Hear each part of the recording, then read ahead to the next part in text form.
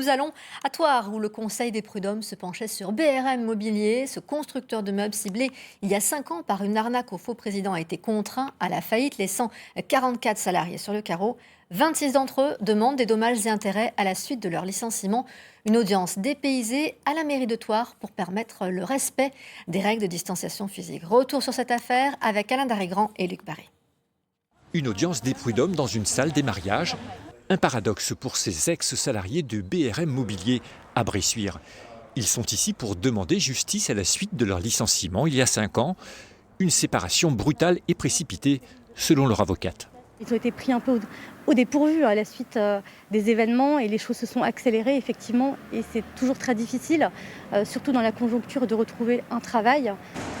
Un procès peut être comme un épilogue à un feuilleton rocambolesque.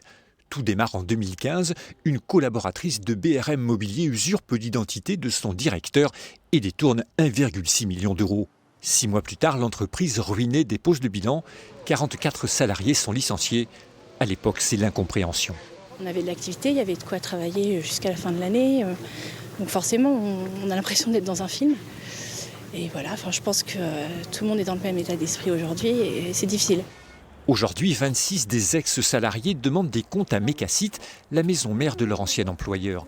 Ils estiment qu'elle n'a pas suffisamment agi pour préserver les emplois alors qu'elle possédait plusieurs filiales. Un manquement au droit du travail pour maître Djibari. La loi n'a pas été respectée. On a un droit du travail qui est très clair. On a des décisions de justice qui sont très claires. Et effectivement, tout cela est très bien encadré et il est fondamental que le droit puisse être appliqué dans son intégralité. Le tribunal des prud'hommes doit étudier maintenant chacun des dossiers. Le jugement, lui, est attendu le 14 décembre.